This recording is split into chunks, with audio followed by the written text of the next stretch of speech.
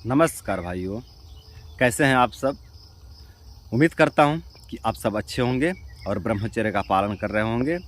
तो दोस्तों, ऐसे ही आप लोग धैर्य के साथ ब्रह्मचर्य का पालन करिए। आपके शरीर में जो भी रोग दोष कमजोरी उत्पन्न हुए हैं, वो सारे रोग दोष कमजोरी धीरे धीरे धीरे पूरी तरह से ठीक हो जाएंगे। देखिए दोस्तों, यदि आपके साथ इस तरह की समस्या हो रही है कि आपका शरीर पूरी तरह से दुर्बल हो गया है, आपका पाचन तंत्र पूरी तरह से खराब हो गया, मतलब आपकी जठर अग्नि कमज़ोर हो गई है, आपका फेफड़ा कमज़ोर हो गया, श्वास लेने में बहुत दिक्कत होता है, और जो है कि प्राइवेट पार्ट से संबंधित रोग हो गए हैं, शरीर बहुत ज़्यादा दुर्बल हो गया है और चलने में या दौड़ने में आप बहुत जल्दी थक जाते हैं, बहुत हाँफने लगते हैं, श्वास फूलने लगता है, और आँखों में जो है कि कमज़ोरी आ गया है, खाने पीने का स्वाद ठीक से नहीं मिलता है, जो खाना खाते हैं उसका स्वाद अच्छे से नहीं मिलता है, और इस तरह के जो है कि बाल झड़ने वाली समस्या उत्पन्न हो गई है, शरीर से जो है कि कट कट की आवाज़ आता है, हड्डियों से कट कट की आवाज़ आता है। अगर इस तरह के जो है कि समस्या से आप पीड़ित हो गए हैं, तो इसमें जो है कि ब्रह्मचर्य से बढ़िया कोई दूसरा चिकित्सा नहीं हो सकता दोस्तों। मैं मानता हूं कि जो दवाइयां हैं वो भी महत्वपूर्ण हैं, चाहे अपना एलोपैथी हो, आयुर्वेद हो, होम्योपैथी हो, नेचुरोपैथी हो, यूनानी हो, ये जो भी चिकित्सा पद्धतियां हैं और इनकी जो औषधियां हैं वो सभी महत्वपूर्ण हैं, सभी जो है कि कारगर है, सभी लाभदायक है, सभी जीवन रक्षक दवाइयाँ हैं। लेकिन देखिए दोस्तों, इस तरह की जो समस्या उत्पन्न हो जाते हैं ना, जो बहुत ज़्यादा परिश्रम के कारण और बहुत ज़्यादा चिंता कर लेने के कारण, बहुत ज़्यादा शारीरिक श्रम के कारण, या बहुत ज़्यादा मानसिक श्रम के कारण, या बहुत ज़्यादा गलत खान पान के कारण, बहुत गलत चिंतन जैसे कि सेक्सुअल चिंतन के कारण, जो इस तरह के जो तनोविकार और मनोविकार जो हो जाते हैं और जो जांच में नहीं आते हैं, जो जांच करवाने पर सब कुछ नॉर्मल आता है, इस तरह की समस्या में औषधियों का कोई विशेष योगदान नहीं होता है दोस्तों।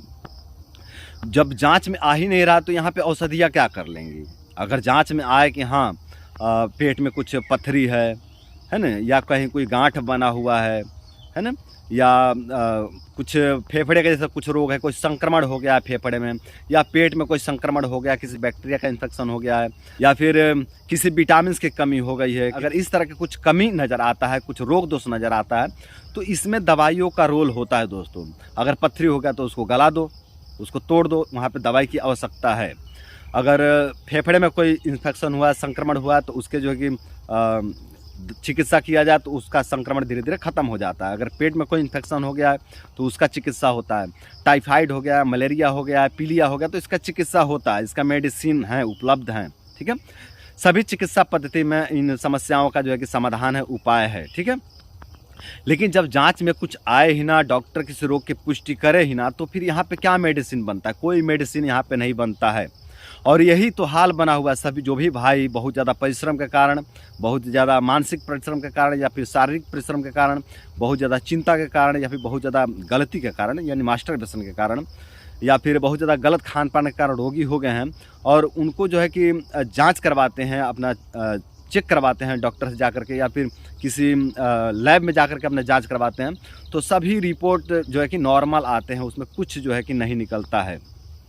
तो परेशान हो जाते हैं और फिर भटकते रहते हैं, इस वैद्य के पास, उस डॉक्टर के पास, उस चिकित्सक के पास, उस हकीम के पास, इस तरह से घूमते रहते हैं, और उनके बहुत मतलब पैसा इसमें बर्बाद होता है, बहुत बर्बाद होते हैं। तो उन सभी भाइयों को मैं यही कहूँगा कि देखो भाइयों, अगर आपको इस तरह की समस्या हो गई है ना, तो इसमें दवाइयों का कोई रोल नहीं है, इसमें जो है कि ब्रह्मचर्य का ही रोल है दोस्तों। अगर इस तरह की समस्या से आप पीड़ित हैं तो इसमें ब्रह्मचर्य का बहुत अच्छा योगदान होता है। ब्रह्मचर्य से आप पूरी तरह से ठीक हो जाएंगे।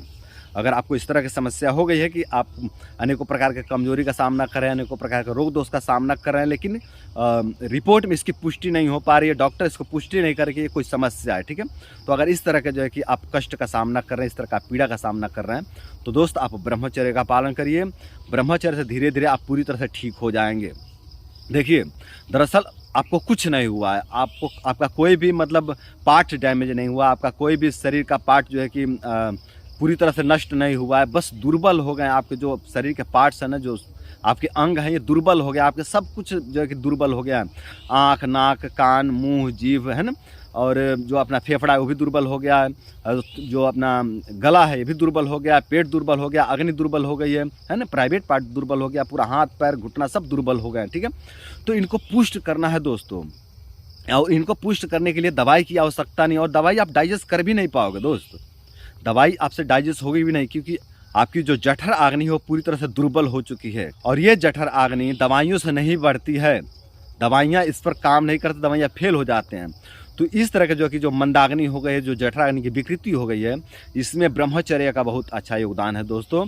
तो आप लोग ब्रह्मचर्य का पालन करिए, और ब्रह्मचर्य का पालन करके आप लोग अपने जठराग्नि को बलवान करिए और अपने रोग दोष को ठीक करिए। देखिए दोस्तों, जब आप ब्रह्मचर्य का पालन करेंगे ना, तो आपकी जठर अग्नि बलवान हो जाएगी, और जब जठर अग्नि बलवान हो जाएगी तो धीरे धीरे आपके सभी रोग स्वतः ही ठीक होने लगेंगे, ठीक है।